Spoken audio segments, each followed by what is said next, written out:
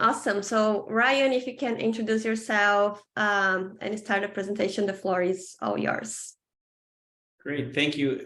Good afternoon, everybody. Again, my name is Ryan Malcin. I have a law firm, Malcin Law. We're based in Miami, Florida, and just by way of brief explanation and background. So we focus on largely alcohol beverage products and now as it's growing, non-alcohol and low alcohol beverage products. And prior to forming the law firm about 10 years ago now, I was in-house counsel at Pernod Ricard in New York and worked with obviously all of their brands.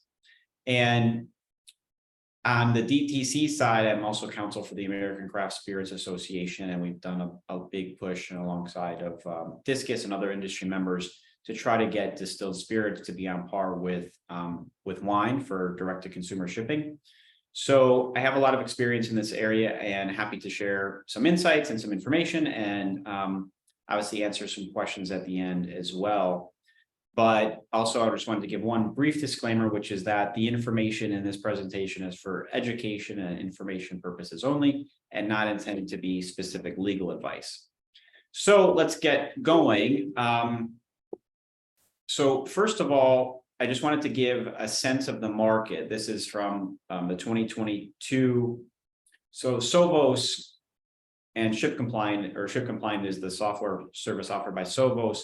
They did a survey with American Craft Spirits Association on direct-to-consumer shipping, and this was some of the information that outlined the size of the market. And obviously, a lot of this is expected to grow, and obviously, direct-to-consumer shipping for distilled spirits is expected to hopefully pass in more and more states. And again, the opportunity is there, and the opportunity is going to hopefully continue to grow. But I just wanted to give that as a little bit of background to just give a little bit of sense of the market. So I want to talk a little bit about what we're talking about here. Obviously, we're talking about direct-to-consumer shipping or DTC, but that doesn't necessarily mean the same thing to everybody. So I just want to do a little bit of a laying of the land. So true DTC would be basically a supplier selling to a consumer, right? So think of a Napa winery. You go on their website, you purchase a product, they keep all of the money, and then they send that to you as the consumer. Perhaps there's a fulfillment warehouse, or there's a third-party warehouse or logistics warehouse in some other state for obviously logistic purposes to keep costs down, things like that. But the sale is directly between the supplier, the producer of the product, and the consumer, and that's it. There's no middleman. So that's true DTC, but there's a lot of modifications to that. And sort of when people say DTC for spirits, they don't always mean that. And I get those calls a lot. They say, oh, I want to start a distilled spirits brand, or I want to start a tequila, and I want to sell it DTC, and that's how I'm going to launch my product. It's like, well, I understand what you're saying, but that's not exactly what the law is. And so we're going to get into a little bit of that and what the options might be for brands who are not true DTC. So here's, again, a lay of the land. This was from Avalara and their website. And this shows where wine versus spirits versus beer versus retail is permissible DTC. And obviously, this is a little bit illegible, I'm sure, on your screens. So just for purposes of explanation, the top left for wine, clearly wine has privileges that are, 90% of the country is covered, and you can ship as a domestic winery your product pretty much everywhere to a consumer. Beer, a little bit less so. We'll get into beer for a little bit later briefly, but by and large, I see beer as I mean, personally and just professionally see it as a little bit, not less important, but less demand for both brands and sometimes consumers, especially interstate, just because the cost of beer is oftentimes lower than wine or spirit. Just, a can of beer is obviously less than a bottle of wine or a bottle of spirits. And the cost of shipping is high. So it's oftentimes not as economical and sought after, but there are certainly exceptions to that. Spirits, as you can see, is pretty sparse as well. And then retail, you see, is, again, not exactly filling the same map as the wine. So let's go through what a domestic winery can do. And again, I'm pulled a bunch of information from 𝐂𝐿𝐴 for many of the slides, and they have a lot of free information, and they also have a paid subscription model, but there's a lot of free information as well. So if you're a domestic winery and you want to sell direct to a consumer, let's say you're a California winery, you want to learn information about shipping to California consumers, typically, well, not typically, but certainly you need to be a winery, right? So you would have your domestic winery permit, both federally and in the state, wherever you might be. And then in order to ship from one state to the other, you would need to get a direct-to-consumer shipping permit as needed to sell into the consumers in that state. So you would want to check the licensing requirements in that state in order to know, well, here's what I need to get to be able to sell to consumers in that state. And a lot of that is related to taxes and making sure that you don't go over various volume and product limitations.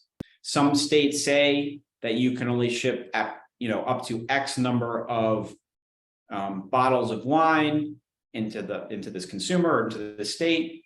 So there's different limitations in each state that you need to be mindful of.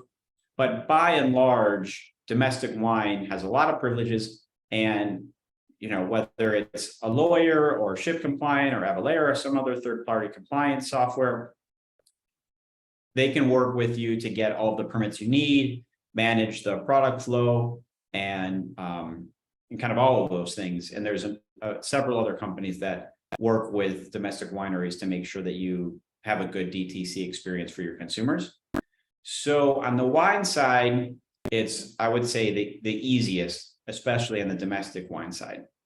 There is a little bit of a bit of confusion sometimes, because we do often get calls from people who want to do DTC for imported wines, but imported wines are not the same in terms of the privileges as domestic wines.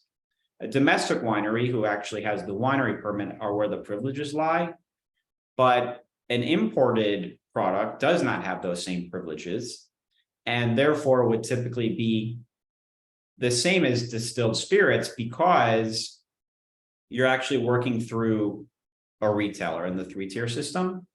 So you can think of imported wines to be more similar to distilled spirits, other than the exceptions that we'll get into on the distilled spirit side, than almost a domestic winery. So I know that there are some cases where a domestic winery might bring in imported product and get labels from their winery, and there's some various things that I understand people might do, but by and large, what I would say is domestic winery, a lot of privileges.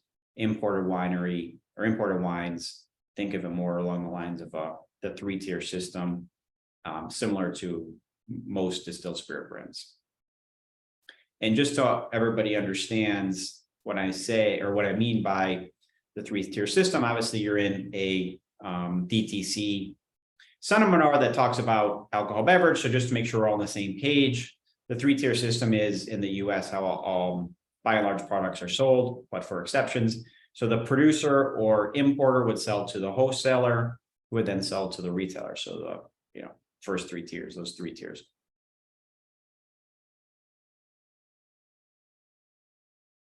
So distilled spirits is, I would say, where maybe the most opportunity for growth is, just because there's so many distilled spirits brands and there's a lot of craft distillers around the country. And somewhat like wine, the issue is that if you are a distillery, let's say in Florida, and you have a lot of, I'm in Miami, so let's just use Miami as an example. Somebody comes to visit your distillery as a tourist, and they love the distillery, they buy a product, maybe they take it home. It would be great, ideally, if you had a subscription club where perhaps that person could buy product from you, every quarter, every 6 months, whatever it might be, and that you would actually keep the revenue from that, and then you would send it to the person. If you were able to sell from your website, similarly, as a distilled spirits brand, again, let's say so you're in Florida, And all of a sudden you saw a lot of people buying the product in, let's say Michigan or something like that, where normally you wouldn't be able to ship to. If it was permissible, then you could like, well, actually, we're getting a lot of demand in Michigan. Maybe there's a market there. And so maybe I'll look into distribution in that market. So I understand that the distributors don't want to necessarily lose sales, right? Like if you were a Michigan distributor or a broker, you would say, well, I'm losing out on that sale, but that Miami-based distillery may never want to sell into Michigan, but for now seeing that there's actually demand. And so you're actually saying, well, now I see there's demand. Now I'm going to go find a distributor, and maybe there might be a small amount of sales that you would lose from direct to consumer sales, but you have this whole other opportunity that you didn't have before.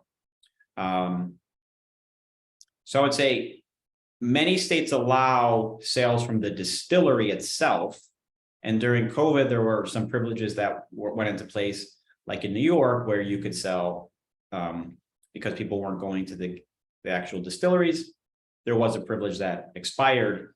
And what we saw during that time was that there wasn't some, large amount of underage use or underage purchase of spirits.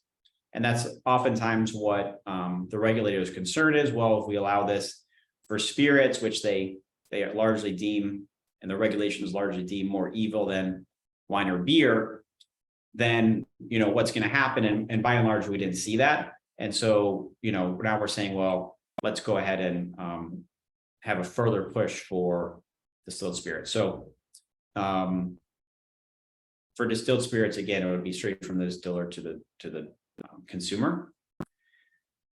Here's, again, another map for distilled spirits and where it's allowed permanently. And so the idea is that in the state, this is not necessarily interstate, but intrastate. So a California distillery might be able to sell to a California consumer. And so what we're trying to get to on the distilled spirit side is obviously being on par with wine. In Ship My Spirits, the website has a lot of information. So you can see, like in Florida, is DTC allowed for wine? Yes. Is it allowed for spirits? No. And so you can kind of go state by state and see what's allowed for you. So we're going to get into a little bit more on how you do this stuff, but we're just sort of running through a little bit about the different products. So here's, again, an opportunity and a report regarding beer and DTC. On the beer side, again, there's limited privileges, but I haven't seen as many pushes from the beer folks, although I'm sure they want the same privileges as wine and they should have them, in my opinion, just because the price of shipping is so high because the products are, heavy because of the liquid, but the price is typically not as high as spirits and wine. It's not typically as much of a priority for some people. So now we're going to talk about the retail side. So the retail side is actually quite limited. And that means that it's not often the case that retailers can ship interstate. It's pretty limited.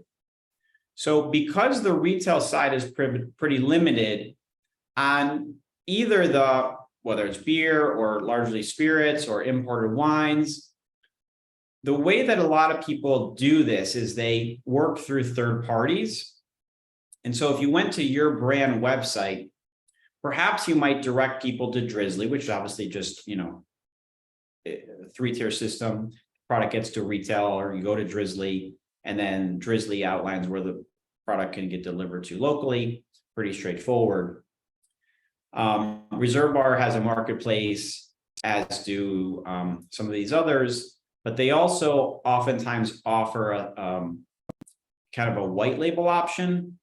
There's these and there's others as well. These are some of the ones that I'm aware of. And what happens is, and we'll get to this in a minute, is that the products will run through these platforms as third-party providers, and the third-party provider will direct to a retailer who will then make sure the product is fulfilled.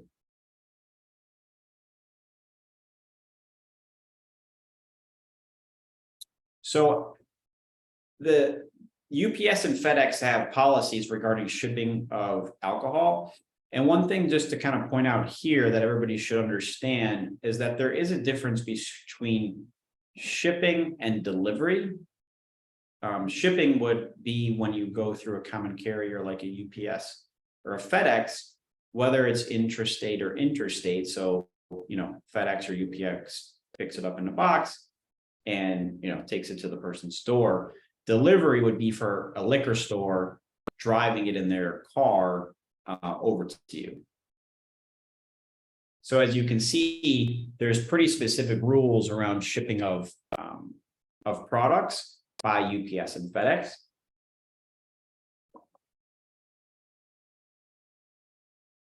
And then FedEx as well. So the issue is oftentimes a couple of things that just because something might be lawful, it also may not be it may not be within the FedEx or UPS policy. So you have to also understand what's at play there.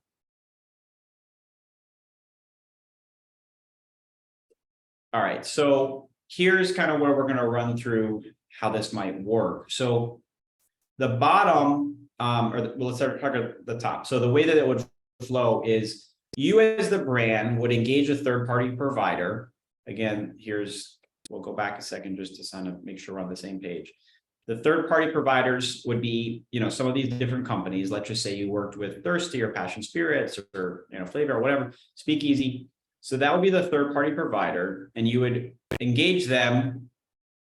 And the third-party provider would be the one who works with and has relationships with the different retailers. So the third-party provider would have contracts with, retailers in a bunch of different states, hopefully, and maybe multiple throughout even one state, maybe, 3 or 4 in Florida or 5 or 6 in California, whatever. And so you as the supplier would have your regular 3-tier sale. So you would sell to your wholesaler in, New York or Florida, who would then sell to the retailer. So in the case of a startup, a lot of times what we see is the supplier will work with a company like an MHW or a Park Street, right? So those are our compliance companies. So let's say you had Park Street imported your tequila into Florida. They have a wholesale license in Florida. So what would happen is they, as the wholesaler, would sell to whatever retailer, the third-party provider, wherever you directed it and where the third-party provider has relationships. So you would know, okay, well, we're going to sell to, Jane's liquor store. We know that's where our third-party provider works with. And to Joe's liquor store, those 2 stores, Park Street's going to deliver to those 2 stores and make the sale. Then what's going to happen is you're going to have on your website,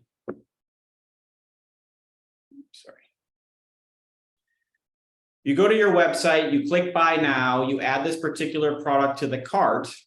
Now the third-party provider doesn't actually make a sale. What they do is they ping the retailer and say, do you want to accept this order? The retailer accepts the order, let's say, and actually accepts payment from the card.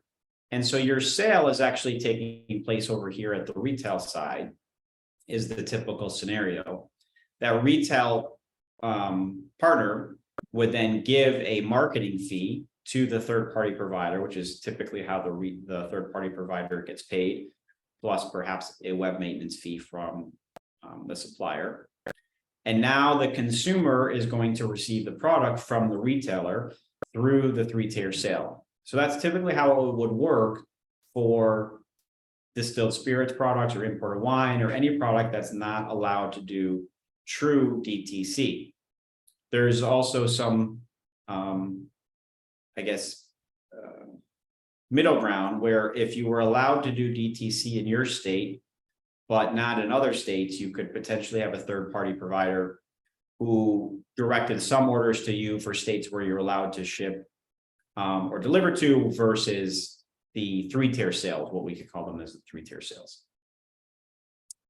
Now, I understand that this is the ideal, and ideally the retailer would only ship and deliver ship and or deliver to people where it's allowed to do so, right? So the third-party provider is responsible for working with retailers who know what they're doing, and the retailer is basically saying, yes, I know where I'm supposed to ship to, and ideally that's the case, right? So the retailer would ship to, for, let's say in Florida, we're only going to ship to consumers in Florida, and if the consumer in California wants to order the product, then ideally the third-party provider would direct the order to somebody in California.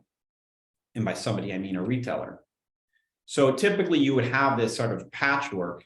Now, I understand that doesn't necessarily work for all startup brands because they don't have distribution in, 40 or 30 or 20 or even potentially 2 different states. So there are third-party providers who work with retailers who operate under what they call the title theory. And the title theory is basically saying, okay, well, the product is actually being purchased here in, doesn't matter, here in New York, here in Florida, here in, California, whatever. And so title's taking place here in Florida, let's say. Now the retailer is making you responsible for getting the product shipped to you from Florida if you're in another state. And so that's kind of what the issue is, or not the issue rather, but how some third-party providers and retailers, like if you go to a retail website, and this will happen all the time where somebody will call me and say, hey, we want to launch this brand, and we see this California retailer shipping into Texas, shipping to Michigan, shipping to all these different states. And we understand that it's impermissible, but you look at the retailer website and they're operating under this title theory, which is up to the regulators to obviously determine if they believe it's permissible or not permissible, and go from there. And certainly some regulators don't, right? So you'll get regulators who will send letters saying, hey, don't ship into our state anymore because you weren't supposed to ship into our state from out of state. So if you get those letters, what will happen is the retailer will typically get the letter along with the brand because they see the brand website and that's where they thought the order was directed from. So there's sometimes confusion from the regulators, both on the side of, is the brand illegally selling direct to consumer? And that's usually an easy fix by saying, well, no, we engage this third-party provider. And if you look at actually the website and oftentimes the URL switches, and it's very clear that we're not making any sales and we're using a third-party provider who engages with the retailers. So then the question ends up being on the retail side, well, why did the retailer ship impermissibly? And typically there's an error, hopefully, if it's a reputable third-party provider, and then they'll turn off that state. So as a supplier, you typically want to be careful when you enter into an agreement with a third-party provider that, that person or that agency or company is responsible for making sure the retailers ship where they're allowed to ship. Should there be an issue, ideally that third party would indemnify you or make sure that there are some protections in place when you don't have any insight really into where they ship. It is on your website, so you want to be a little bit careful there because the regulator could say, well, it's clearly on your website and you're allowing it to happen. So in any event, a little bit of gray area or things to consider and watch outs. But again, the typical and the best case scenario is intra-state sales. That's the ideal, where the supplier sells to the wholesaler who sells to the retailer, and the third-party provider, if you choose to use one, will direct orders to retail partners within the state or within states where then that retailer can ship to only states where they can ship to. So with that, I wanted to leave a bunch of time for questions. So why don't we end the slideshow and start rolling through those questions. So we had two questions. Can you hear me? Yes. Okay, cool. Yeah, we had two questions so far. So I'm wondering what changes, if anything, when a brand is using a co-packer. Is the onus more on the brand to get the proper licensing permits, or is there some part of that compliance that the co-packer would typically handle? So it's a good question, and it depends on the scenario. Typically with a co-packer, I mean, the usual co-pack scenario, and there may be, differences, but the usual co-pack scenario is you say, okay, well, co-packer, make my product, and then you buy, as the brand, you buy it. So now you own the product, and now you resell it to other wholesalers or potentially retailers, depending on licensing. So in that case, the responsibility would be on you as the brand owner, because now you have title to the product and resold it to another person. And so if that didn't answer your question, you can, elaborate. But typically in the co-packer scenario, because you buy the product from the co-packer and resell it, it would be your responsibility. There are some scenarios where there's like trademark licensing deals where you don't actually buy the product and you just license your IP to the co-packer and things like that. But that's a little bit different. Thank you. Next one is, do you believe the title concept is legal? I think it's there's an argument in favor of it. Certainly, I wouldn't say it's it's a good argument. There's nothing. I haven't seen very strong evidence that it's illegal per se. So it's obviously been around for quite a while, and there's a strong argument. And so I wouldn't say that it's illegal necessarily. I would say it's a case-by-case basis and up to the states to look at it. There are states who have contemplated, Michigan as an example says don't ship into our state from out of state.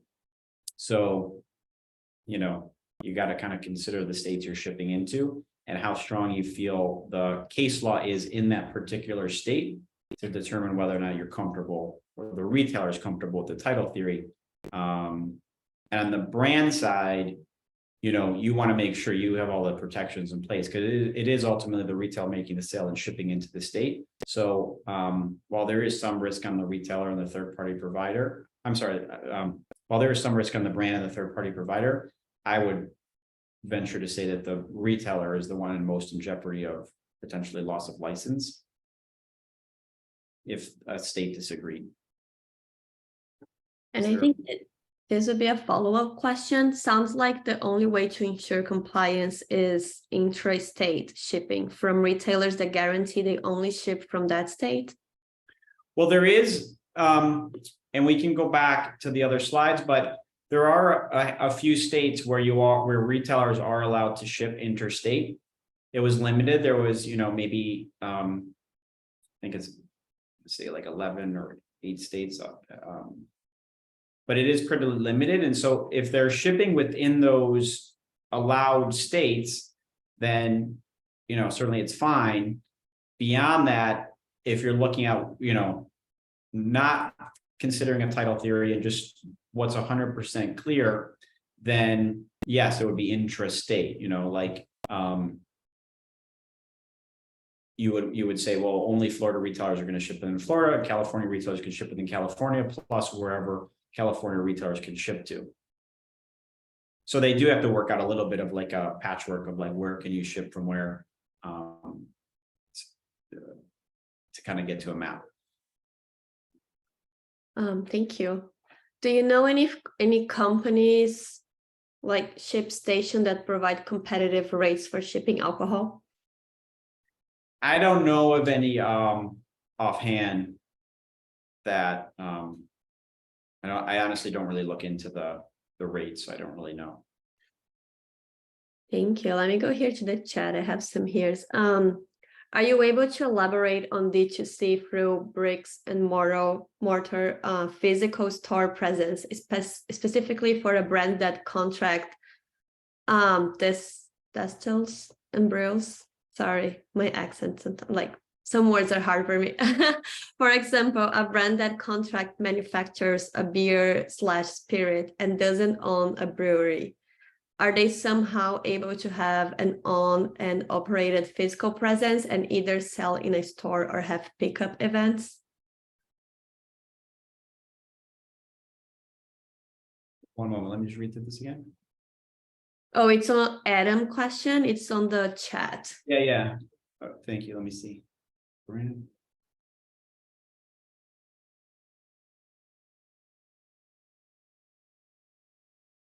I'm not 100% sure on the question. I understand what contract, obviously the contract produced side, but are they able to have an owned or an operated physical presence? That part I'm not 100% sure on what the possibilities could be. Certainly selling in store or have, I think you mean maybe pop-up events. Pop-up events would certainly be, there's a potential possibility based on state for that. Potentially as a private event or some other brand experience event. That would be something to consider. The physical space, that would be where it'd be difficult to know exactly what the options are without knowing the states. So I think that one is maybe, we'd have to look into it. I also see one below. Can a spirits producer sell and ship spirits from other producers? I'm not aware of any that would allow it. I could certainly be wrong. And just so everybody's aware, there are some pending bills for direct to consumer shipping of spirits, both in, allowing from out of state and intrastate. So, obviously we can keep up on the chat Slack channel, and I can certainly post updates as I'm aware of them, but I'm not aware of that currently. Again, I could be wrong, but I'm not aware of that. And then there was a question, is 𝐿𝐵 considered a wholesaler? Yes, that's a wholesaler. And that's often a good option that I'm aware of as well, because you don't necessarily need a full distributor with the sales team, because all you're trying to do is get to, a couple different retailers in a state. And when are you selling DTC from your website through a third-party provider? What are legal stipulations regarding giving gifts, discount-free product? So you have to consider who's giving what and what's happening. Certainly, you could not engage a third-party provider to do something that you can't do. So you couldn't say to a third-party provider, hey, here's some money, go give a bunch of free product to a retailer. That wouldn't be permissible. I think the biggest thing that could potentially happen with third-party providers, there may be an opportunity for marketing fees and other types of ways where the third-party provider offers rebates or discounts that are not specifically manufacturer rebates, but rather coupons for the third-party provider only. And so there might be an opportunity there to consider. Can brands legally give away free product to consumers before it goes through a three-tier system, a pop-up event? You can give away product in the context of, based on state law, in the context of tastings, bar spends, and similar situations. Those are the, tastings and bar spends or similar activities are typically the ways that you would, or, brand experience events or something which would be similar, the way that you would make product available. And typically that product would have to be brought in either purchased from a retailer, but there are some states that would allow you to bring it from wholesaler inventory, or even supplier inventory, depending on your licenses. So there could be a possibility, certainly, but you would have to look at the state law. We have a few more on the Q&A. Is there reform on the horizon for distilled spirits and interstate distribution? This distribution model is so antiquated. There's been various parties who are trying to make uniform, like there's a uniform law commission to try to consider these things. I don't foresee those things happening. Personally, it's my opinion that I don't really think there's going to be a major change to the three-tier system. Certainly, there are more and more brands who are getting their own distribution licenses in some states to kind of have a white glove service, especially higher end brands. We see that where they're like, well, we're going to, import our own product. We're going to have our own distributorship, and we're going to kind of, bring it to the retailer and manage the whole chain to the retail. So I don't see the 3-tier system being disrupted anytime soon, personally. So perhaps antiquated, but I don't see any major disruptions coming soon. And then one final one that we have so far: how are websites able to ship nationwide? Do they have retailers in all states? So I don't think that they do. I think that's sort of what we were talking about here. My guess or assumption is that depending on the website, and by website, I think you probably mean the brand website. The brand website would make the feeling that you're shipping nationwide, and maybe even the consumer doesn't realize that they're not buying from the brand. Like, you go to the website, you might even think you're buying from the brand, but you're not. You're actually buying from a retailer. So you would, again, you would click the link, you would say buy now. That would actually be managed by this third-party provider software, this, a company. And then that company, based on where the product's going, would say, okay, well, now I know the product has to be in California. Let me ping this California retailer to accept the order.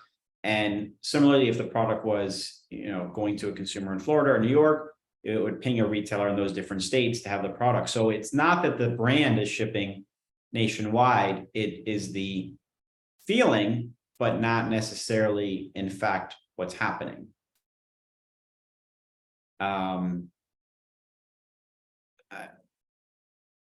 I see there's a question about the National Wine Retail. Yes, I'm aware of the Wine Retailers Association, and one of the slides I had some chart from there that was provided by them. Yeah, he's asking if he should join. Oh, I don't know enough about it to say. I'm aware of it. I went to their website in the past. I went to it when I was kind of pulling some stuff together for this, but I can't say that I know anybody personally there to know if it's worth it or not. I know no real strong opinion. There was another question, if you want me to read it. Yeah, you can read aloud. Okay. Can you elaborate on the scenarios a marketing permit would allow in New York and California? So there is a marketing permit in New York. There's not one in California that I'm aware of. So the marketing permit in New York would allow somebody to, it's really for conducting of tastings, and you could potentially even sell by the bottle.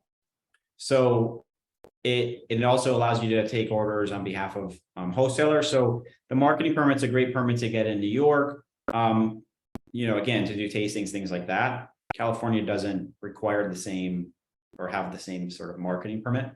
There's not a marketing permit in Florida. I'm not actually aware of other states. New Jersey has some marketing permits for agencies and things like that, but the marketing permit in New York is I would say the one has the most privileges, in other words. But there is information about a lot of the different permits, certainly online, and we can be a resource as well. But New York marketing permit is the one it's different than many of the other states. Which is not to say that you can't do tastings and similar activities in a lot of the other states. It's just that New York has a specific permit for that type of activity. Yeah, we have one more. If a brand is being imported, do they have more or less exposure and liability than a domestic brand? Well, it depends, because the brand may be sitting in, a foreign country. So there's very little that a regulator could do to the brand itself, meaning the people who are sitting in, the foreign country. But the importer could certainly be, subject to some sort of fine in its distributor. And so the question of exposure and liability ends up being, to who, right? Because like, if you have an agreement and if you were the foreign brand and you said that you would indemnify them for things that you did, and you didn't, and you did these things, and you directed the third party to do things. So I think at the end of the day, it's a question of, risk to who and what do the contracts say. So it's hard to answer that one without having more detail. Certainly, if you were just a distillery and you did something illegal and they shut you down, then that and fine you, that could be a severe consequence. Whereas maybe you had some more layers of protection on the imported side. But anyway, that's a little bit more facts would be needed. We can get into that offline if needed. And then there was a question. I'm not familiar with third-party companies, but can a partnership be leveraged for marketing of a non-alcoholic mixer brand? And what are your thoughts and gross? So certainly the non-alcoholic space is growing. I also work with the Adult Non-Alcoholic Beverage Association, and certainly that's a hot area, and more brands are growing. And you'll no doubt see a lot of statistics and articles about non-alcoholic. So the question though about partnership by leverage or marketing non-alcoholic mixers. So I'm not 100% sure in the question, but you always have to be careful if you're a spirits or alcohol beverage product, that you're not somehow creating a non-alcoholic beverage product to do things that would be otherwise impermissible. Like you wouldn't want to say, well, we're only going to give you discounts on this alcohol product if you, take in the non-alcoholic or other things like that. So I'm not 100% sure on the question, but certainly we can get into it offline. And then the question was, do you work with any brand enablement platforms or have any? I don't know what you mean by a brand enablement platforms. So if you want to shoot me a question offline, I'll put my email into the chat. I had it at the slideshow, but it might be easier here. But if you want to say out loud, so whoever is watching the recording, they can Oh, sure. My email is ryan@malkin.law, ryan@malkin.law, and my website is malkin.law, malkin.law. And they can reach by email, or you're also in Slack, and they can reach out to you there too. Yes. Okay, perfect. Do you want to just tackle these three? There are two questions, and then we are done. Yeah, for sure. Thanks for that. Do they work with non-alcoholic brands, strictly non-modified? Oh, I see. Do the third-party providers work? I would imagine that they would work with their non-alcoholic brands, just because they're basically just sending orders to retailers. I think it would be a question of the states, because in a state where a liquor store can only sell liquor and not non-alcoholic products, do they have the relationships with the convenience or grocery stores that would sell the non-alcoholic? So I don't know honestly the answer, but I would think that they would, at least in some states. So I would encourage you to reach out. And if they don't, maybe there's an opportunity for somebody to step into that space. But I would think, at least in the Californias and places like that, where the stores sell everything, that it would make sense for them to direct orders for non-alcohol just the same they do alcohol. So that would be my guess. And because there's no restrictions around shipping around the country, get a couple of retailers that are allowed to sell everything, and this would be a no-brainer, I would think. The companies you're referring to that help brands get orders want to launch an e-com for my brand. Oh, yeah. So the companies that I was referring to, that it's not that they help you get orders. I mean, they certainly can help you with kind